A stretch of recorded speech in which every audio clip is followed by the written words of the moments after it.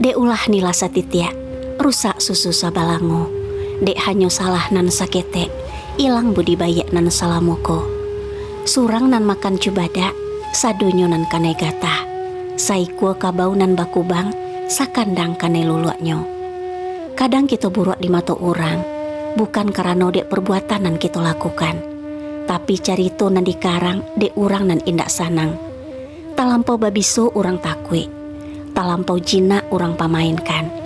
Baju nan sampi, badan nan disalahkan. Parangai nan buruak, bantuak nan kanai upe. Pakaian nan kita pakai, alah sesuai jo badan nan kita punyo. Usahlah mau kuonyo jo badan orang lain. Samantang alang pandai malayo, pipi di tangannya sembaju. Mencari makan buliah, rasaki orang jan disembah pulo. Nan pernah merasakan sakitnya tajatuh, indak kabatapuk tangan, mencaliak orang lain tasanduang. Kalau tangan indak bisa menolong, setidaknya jagolah mulut untuk indak melukoi.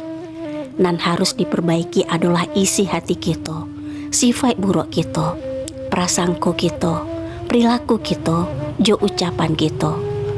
Katiko mencaliak kesalahan orang lain, caliaklah diri kita. Bisa jadi kesalahan kita lebih banyak dari kesalahan orang lain. Jangan pernah menganggap diri kita lebih elok dari orang lain. Hanya Allah lah nan paling tahu siapa kita.